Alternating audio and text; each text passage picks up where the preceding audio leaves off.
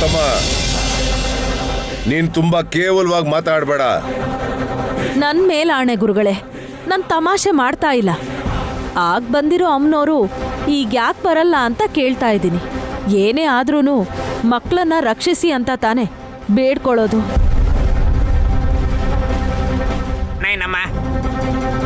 ನಮ್ಮಂತವ್ರು ಬೇಡ್ಕೊಂಡ್ರೆ ಆ ತಾಯಿ ದಯ ತೋರ್ಸಲ್ಲ. ನೀನೇ ಬೇಡ್ಕೋಬೇಕು, ನೀನೇ ಬಾ ಅನ್ಬೇಕು.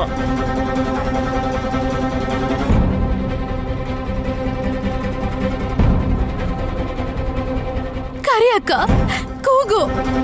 ನೆನೆಸ್ಕೊಂಡ ತಕ್ಷಣ ಆ ತಾಯಿ ಬರ್ಬೇಕಲ್ಲ. ಅದೆಲ್ಲ ನಂಗೆ ಗೊತ್ತಿಲ್ಲ. ನನ್ ಮಗುಗೇನಾದ್ರೂ ಆದ್ರೆ ಆಗಿರತ್ತೆ ನಿಮ್ಗೆಲ್ಲ. ಯಾರನ್ನೂ ಸುಮ್ನೆ ಬಿಡಲ್ಲ. ಹಾಸ್ಪಿಟ್ಲ್ ಕರ್ಕೊಂಡು ಹೋಗೋಣ ಬನ್ನಿ. ಅಂದ್ರೆ ಅಮ್ಮನವರು ಬರಲ್ಲ ಅಂತ ಆಯ್ತು.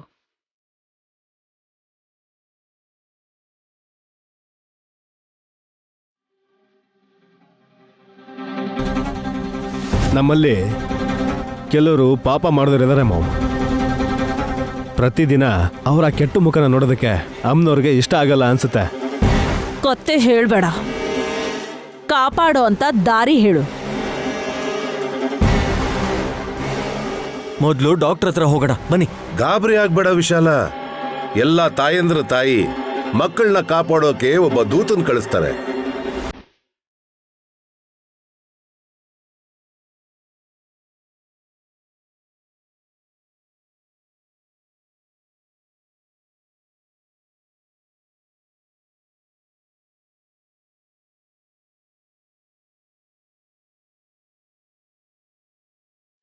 ಮಾತೆ ಜಗನ್ಮಾತೆ, ಅಮ್ಮ ವಿಶಾಲಾಕ್ಷಿ, ಮಕ್ಕಳ ಗಂಟ್ಲಲ್ಲಿ ಸಿಕ್ಕಾಕೊಂಡಿರೋ ಹಿಟ್ಟನ್ನ ನಾನು ಕರಗಿಸೋ ಹಾಗೆ ಮಾಡು ತಾಯಿ.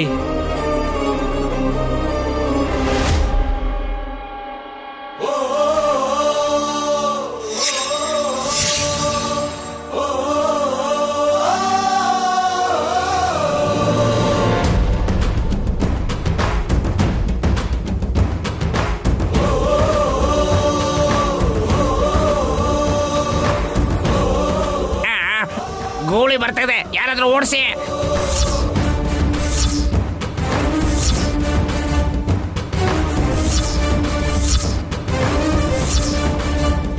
ನಂದೀಶ, ಸ್ವಲ್ಪ ಇರಿ. ಈ ಮಕ್ಕಳನ್ನ ಗಂಡಾಂತರದಿಂದ ಕಾಪಾಡೋದಿಕ್ಕೆ ನಂದೀಶ ಬಂದಿದ್ದಾನೆ.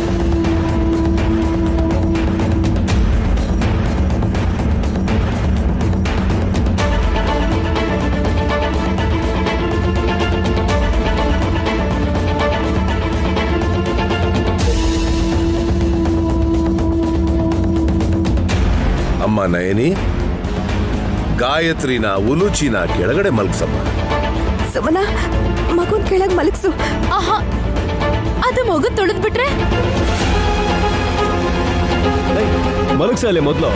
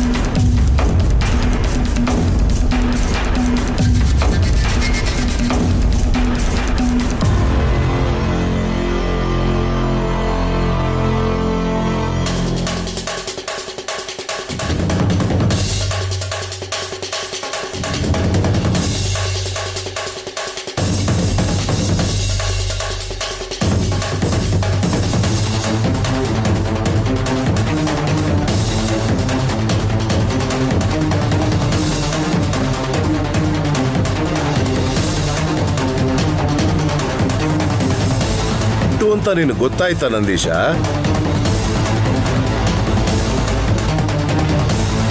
ಬೇಷ್. ವಿಶಾಲಾಕ್ಷಮ್ಮನವರ ಆಜ್ಞೆಯಿಂದ ತಾನೇ ನೀನು ಬಂದಿದ್ದು.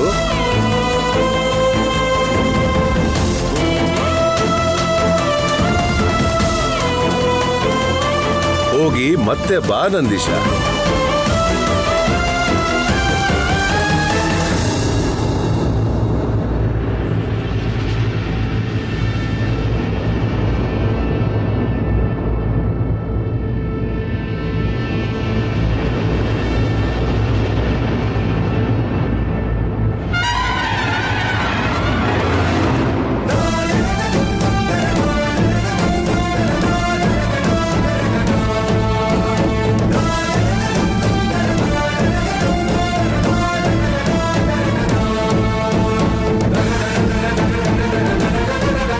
ಕಂದ, ಅಳ್ಬೇಡ ನನ್ ಕಂದ.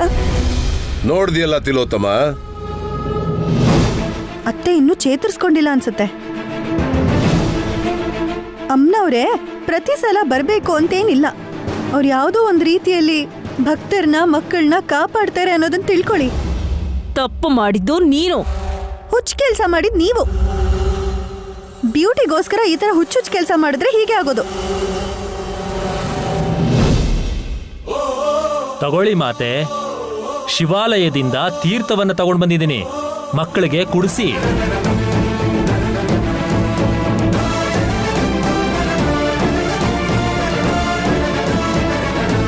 ಏನು ಬೇಕಿಲ್ಲ, ಈಗ ಸರಿ ಹೋಯ್ತು. ಸ್ವಾಮಿ, ಇದೆಲ್ಲ ಪ್ರಾಣಾಪಾಯದ ಪ್ರಭಾವ ಅನಿಸ್ತಿದೆ. ಹೌದು ವಿಶಾಲ.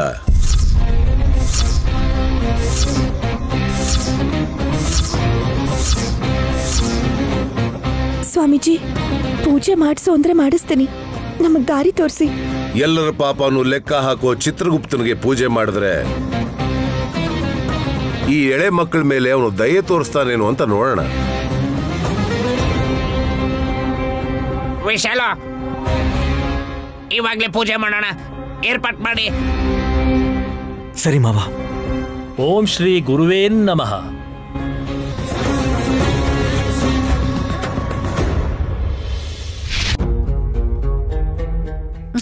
ಬೇಗ ಪ್ರಿಂಟ್ ತೆಗಿ ವಿಕ್ರಾಂತ್. 1 ನಿಮಿಷ ಅದಕ್ಕೆ.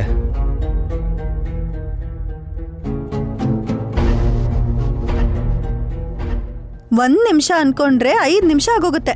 ಬಟನ್ ಒತ್ತಿದ್ರೆ ಎಷ್ಟು ಸ್ಪೀಡ್ ಆಗಿ ಅಪಾಯ ಬರುತ್ತೋ ಅಷ್ಟು ಬೇಗ ಬರ್ಬೇಕು ಪ್ರಿಂಟ್. ಅದ್ಯಾ ಹೋಲ್ಕೆ ಅದಕ್ಕೆ. ಪರವಾಗಿಲ್ಲ ಬಿಡು ವಿಕ್ರಾಂತ, ವಿಷಯನ ಗ್ರಹಿಸಿ ಹೇಳಿದಾಳೆ ಹಾಸಿನಿ. ಸತ್ಯಕ್ಕೆ ಅದಕ್ಕಿನ್ನ ಒಳ್ಳೆ ಉದಾಹರಣೆ ಯಾವುದಿರುತ್ತೆ?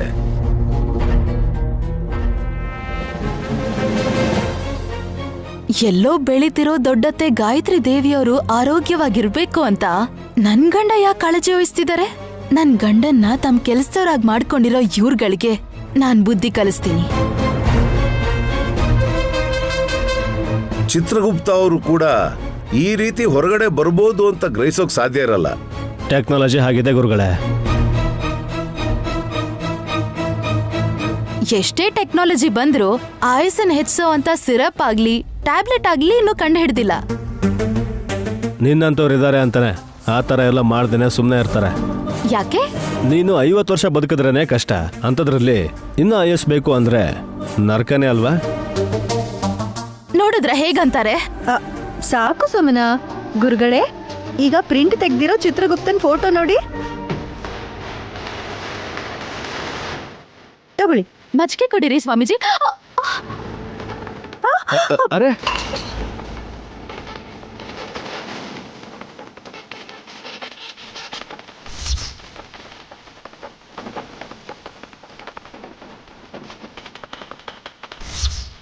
ಕಣ್ಣೆಲ್ಲ ಇಟ್ಕೊಂಡಿದ್ಯಾ? ವಿಕ್ಕಿ, ನೋಡ್ಲಿಲ್ಲ, ಗೊತ್ತಾಗ್ದೆ ಕೈ ಜಾರ್ತು. ಕ್ಷಮಿಸ್ಬಿಡಿ ಸ್ವಾಮೀಜಿ. ಕೈ ಜಾರಿದ ನೀನು ತುಂಬಾ ದಿನ ಹೀಗೆ ನಿನ್ ಕೈ ಜಾರುತ್ತೆ ಅಂತ ನನಗ್ ಚೆನ್ನಾಗ್ ಅರ್ಥ ಆಯ್ತು. ಬಿಸಾಕಿದ್ರೆ ತಪ್ಪಾಗೋಲ್ಲ, ಆದ್ರೆ ಬಿಸಾಕಿದ್ರೆ ಮತ್ತೆ ಪಡೆಯೋದು ತುಂಬಾ ಕಷ್ಟ. ಆಗಿದ್ದೇನೋ ಆಗೋಯ್ತು ಗುರುಗಳೇ. ವಿಕ್ರಾಂತ್, ಬೇಗ ಇನ್ನೊಂದು ಪ್ರಿಂಟ್ ತೆಗಿ. ಫ್ರೇಮ್ ಹಾಕ್ಸೋ ಅಷ್ಟು ಟೈಮ್ ಇಲ್ಲ ಅಂದ್ರೂ ಪೇಪರ್ ಇಟ್ಕೊಂಡು ಪೂಜೆ ಮಾಡ್ಬೋದು. ಆಯ್ತು ಅದಕ್ಕೆ.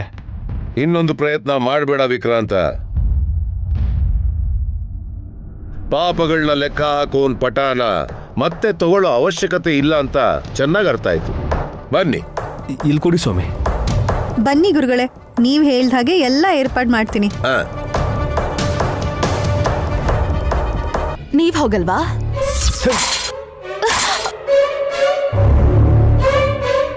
ನಿನಗೂ ಕೂಡ ಅದೇ ಗತಿ ಬರುತ್ತೆ. ಓದಿತೀರಾ? ನನ್ ಮೂಳೆ ಏನಾಗ್ಬೇಕ್ರಿ? ಪುಡಿ ಪುಡಿ ಆಗುತ್ತೆ. ಸ್ವಲ್ಪ ನೆಟ್ಟಿಗಿರೋದನ್ ಕಲಿ. ಪೂಜೆ ಮಾಡ್ತಾ ಇರೋದು ನಿನ್ಗೋಸ್ಕರನೋ ನನ್ಗೋಸ್ಕರನೋ ಈ ಮನೆಯವ್ರಿಗೋಸ್ಕರನೋ ಅಲ್ಲ ಕಣೆ. ಇಷ್ಟು ವರ್ಷ ಆದ್ರೂ ಎಲ್ರೂ 3 ಹೊತ್ತು ತಿಂತ ಇರೋದಕ್ ಮನೆ ಕೊಟ್ಟು ಅದೃಷ್ಟ ಕಲ್ಪಿಸ್ಕೊಟ್ಟಿರೋ ಆ ದೇವತೆ ಗಾಯತ್ರಿ ದೊಡ್ಡಮ್ಮವರ ಯೋಗಕ್ಷೇಮಕ್ಕೋಸ್ಕರ. ಅದನ್ನ ತಲೆಲಿಟ್ಕೊಂಡು ಇದ್ರೆ ಒಳ್ಳೇದು. ಅವ್ರೆಲ್ಲವೂ ಚಿಕ್ಕ ಮಗು ಆಗಿ ಸಿಕ್ಕಿದ್ನ ತಿನ್ಕೊಂಡು ಕಷ್ಟ ಪಡ್ತಿದ್ದಾರೆ. ಆ ವಿಷಯ ಇವ್ರಿಗೆ ಗೊತ್ತಿಲ್ಲ. ಹೇಳದ್ ಕೇಳಿಸ್ತೇನೆ? ನೀವ್ ಹೇಳಿದ್ಮೇಲೆ ನಂಗೆ ಯಾಕೆ ಕೇಳ್ಸಲ್ಲ ರೀ? ನನ್ಗೇನಾದ್ರೂ ಕಿವಿಡ? ಕೊಬ್ಬು ಅಷ್ಟೇ.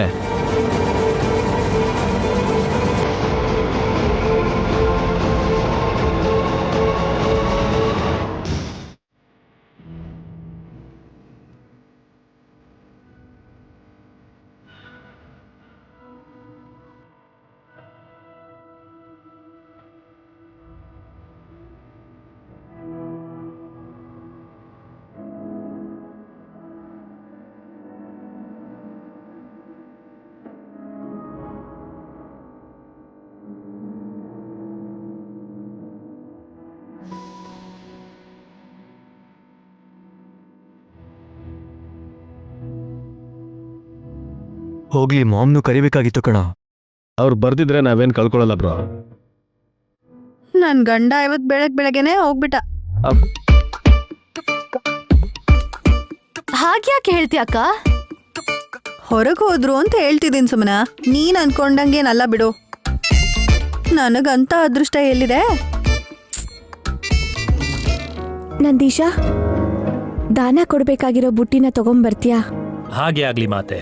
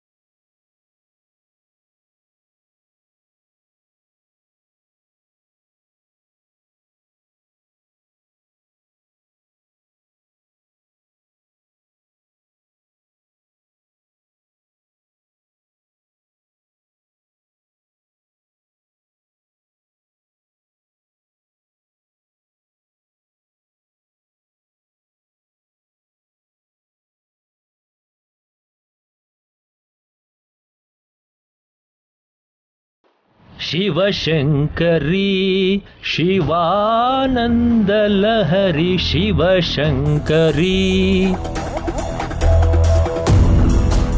ಶಿವಶಂಕರಿ ಶಿವಾನಂದ ಲಹರಿ ನಂದೀಶ, ಯಾವಾಗ ನೋಡಿದ್ರು ಭಕ್ತಿ ಗೀತೆನೆ ಹಾಡ್ತೀಯಲ್ಲ, ನಮ್ಮನ್ನ ತೂಗ್ಸೋ ಅಂತ ಹಾಡು ಹಾಡ್ಬೇಕಲ್ವಾ?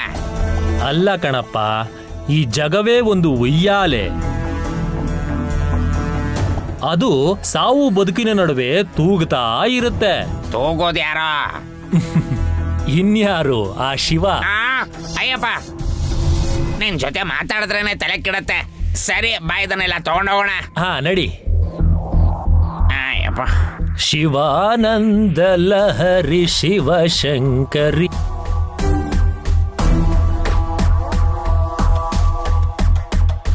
ಕಷ್ಟಪಟ್ಟು ಮಾಡ್ತಿರೋ ಪ್ರಯತ್ನನ ಹೇಗ್ ತಡಿಬೇಕು ಅಂತ ನನಗ್ ಚೆನ್ನಾಗ್ ಗೊತ್ತು.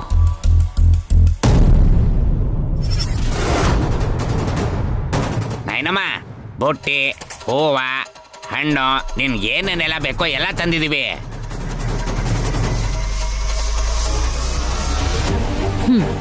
ಚಿತ್ರಗುಪ್ತನ್ ಪೂಜೆ ಅಂದಿದ್ದಾರೆ. ವಿಚಿತ್ರವಾಗಿದೆಯಲ್ಲ. ನಿಮ್ಗಷ್ಟು ವಿಚಿತ್ರವಾಗಿ ಯಾಕೆ ಅನಿಸ್ತಿದೆ ಅತ್ತೆ? ಚಿತ್ರಗುಪ್ತ ಎಲ್ಲಿ? ಏನ್ ಹಾಗೆ ನೋಡ್ತಿದ್ಯಾ ವಿಶಾಲ್? ಫೋನ್ ಮಾಡು. ಅತ್ಗೆ ಮಾಮ್ ಕೇಳಿದ್ದು ಚಿತ್ರಗುಪ್ತನ್ ಬಗ್ಗೆ. ನಾನ್ ಹೇಳಿದ್ದು ಅವ್ರಿಗೇನೆ ವಿಕ್ರಾಂತ್. ನಿಮ್ಮಮ್ಮನ್ ರಿಲೇಟಿವ್ ಅಲ್ವಾ? ಏಯ್, ಏನು ತಮಾಷೆ ಮಾಡ್ತಾ ಇದೀಯಾ? ಇಲ್ಲ ಅಂದ್ರೆ ಇನ್ನೇನು? ಕಣ್ಮುಂದೆ ಇಷ್ಟು ದೊಡ್ಡ ಕಳ್ಚ ಕಾಣಿಸ್ತಿದ್ರು ಕಣ್ ಕಾಣಿಸ್ದೇ ಇರೋರ್ ತರ ಚಿತ್ರಗುಪ್ತ ಎಲ್ಲಿ ಅಂತ ಕೇಳ್ತಿದ್ದೀರಲ್ಲ ನೀವು.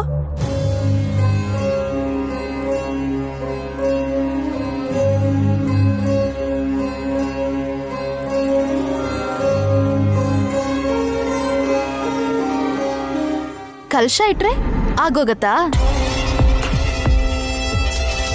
ಕಳಶ ಅಂದ್ರೆ ನಮ್ಮ ಪೂಜೆಯಲ್ಲಿ ಪ್ರತಿಷ್ಠಾಪನೆ ಮಾಡಿ ಭಗವಂತನ ಆಹ್ವಾನ ಮಾಡೋದೇ ಅಲ್ವಾ ಸುಮನ? ಅಮೆರಿಕದಲ್ಲಿ ಓದಿ ಬಂದಿರೋ ವಿಶಾಲನ್ಗೆ ಆಧ್ಯಾತ್ಮದ ಬಗ್ಗೆ ಚೆನ್ನಾಗಿ ಗೊತ್ತಿದೆ.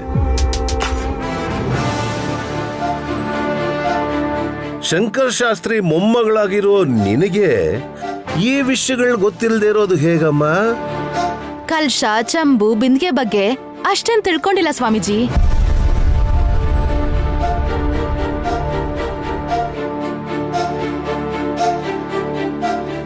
ಸುಮನನ್ ವಿಷಯ ಆಗಿರ್ಲಿ, ಅಮರಾವತಿಯಲ್ಲಿ ಐರಾವತ ತರ ಇರೋ ನಮ್ಮ ಅತ್ತೆ ಬಗ್ಗೆ ಯಾಕೇನೋ ಹೇಳಿಲ್ಲ?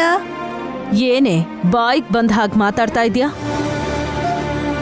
ಮಾಮ್, ಅದಕ್ಕೆ ನಿಮ್ಮನ್ನೇನು ಬೈತಾ ಇಲ್ಲ. ಇಂದ್ರಲೋಕದಲ್ಲಿರುವಂತಹ ವಿಶಿಷ್ಟವಾಗಿರೋ ಆನೆ ಜೊತೆಗೆ ಹೋಲಿಸಿದ್ದಾರೆ. ಸೊಣಕ್ಲು ಕಡ್ಡಿ ಅವಳು. ನಂತರ ಗಟ್ಟಿ ಮುಟ್ಟಾಗಿರಕ್ಕಾಗಲ್ಲ ಅಂತ ಬಾಯ್ಗ್ ಬಂದ್ ಹಾಗೆ ಮಾತಾಡ್ತಿದ್ದಾಳೆ. ಬನ್ನಿ ಅತ್ತೆ, ಕಬಡ್ಡಿ ಆಡಿ ತಿಳ್ಕೊಳ್ಳೋಣ ಬನ್ನಿ. ಅಯ್ಯೋ ಅಕ್ಕ, ಪೂಜೆ ಮಾಡ್ತಿದೀವಕ್ಕ. ಪೂಜೆಯಿಂದ ಅತ್ತೆ ಸೇವ್ ಆದ್ರು ಅಂತಿದ್ಯಾ?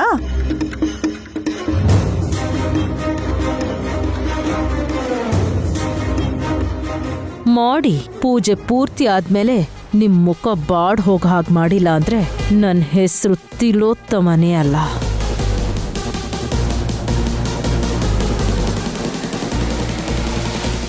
ಅಮ್ಮ ನೈನಿ, ಎಲ್ಲದಕ್ಕಿಂತ ಮೊದಲು ಅರಿಶಿನ ಗಣಪತಿಗೆ ಆರತಿ ಬೆಳಗಿ ಆ ನಂತರ ಆಹ್ವಾನ ಮಾಡ್ಕೊಂಡಿರೋ ಚಿತ್ರಗುಪ್ತ ಅವರಿಗೆ ಆರತಿ ಬೆಳಗಮ್ಮ. ಸರಿ ಸ್ವಾಮೀಜಿ.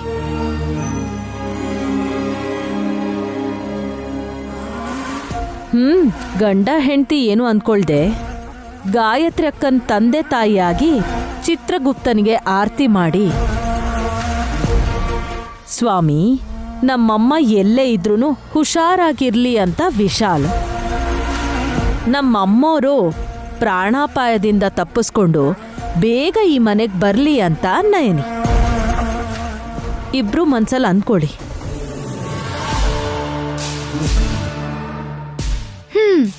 ಹಾಗೆ ಇನ್ಯಾವ ಮಕ್ಳಿಗೂ ಆ ಅಪಾಯ ಬರ್ದಿರೋ ಹಾಗೆ ಮನ್ಸಾರೆ ಬೇಡ್ಕೊಳ್ಳಿ ವಿಶಾಲ್ ಬಾವ. ಇಲ್ಲಾಂದ್ರೆ ನಿಮ್ಮ ಮಕ್ಳ ಸಮಸ್ಯೆ ನಮ್ಮ ಮಕ್ಳಿಗೆ ಬರತ್ತೆ. ಹಾಗೆ ನಡಿಬಾರ್ದು ಅಂತಲೇ ಅಂದ್ಕೊಳ್ಳೋಣ. ನೈನಿ, ಆರತಿ ಮಾಡಿ.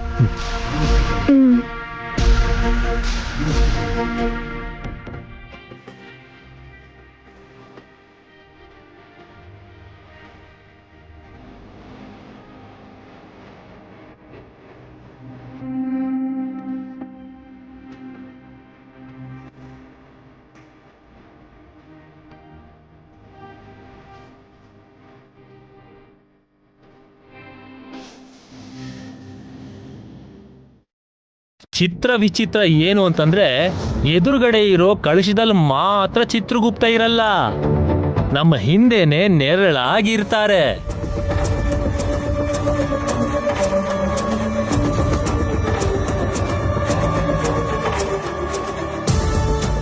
ಓ ಅದಕ್ಕೇನಾ ಪಾಪ ಮಾಡಿದ್ರೆ ಅದು ನಿನ್ನ ನೆರಳ ಕಾಡತ್ತೆ ಅಂತ ಹೇಳೋದು? ನಿಜ. ಓಹೋ, ಹಾ ಸರಿ ಸರಿ, ಆರತಿ ಶುರು ಮಾಡಿ. ಇದು ಹಾಡ್ ಹಾಡ್ತಾ ಚಪ್ಪಾಳೆ ಹೊಡಿತಾ ಪೂಜೆ ಮಾಡೋ ಪೂಜೆ ಅಲ್ಲದೆ ಇರೋದ್ರಿಂದ ಈಗ ಆ ತಾಂಬೂಲನ ನೀವು ದಾನ ಮಾಡ್ಬಿಡಿ. ಫಲ ಆ ದೇವ್ರೇ ಕೊಡ್ತಾನೆ. ನೀವೇ ಕೊಡ್ಬೇಕು ಅತ್ತೆ. ನಾನಾ? ಯಾರ್ಗೆ? ಅಣ್ಣಂಗಾಗ್ಲಿ ಅಥವಾ ಅಣ್ಣನ್ ಸಮಾನ ಆಗಿರೋರ್ಗೆ ಯಾರಿಗಾದ್ರೂ ಕೊಡ್ಬೇಕು. ಇನ್ಯಾರಿದ್ದಾರೆ? ಪಾವನ್ ಮೂರ್ತಿ ಚಿಕ್ಕಪ್ಪ ಅಷ್ಟೇ.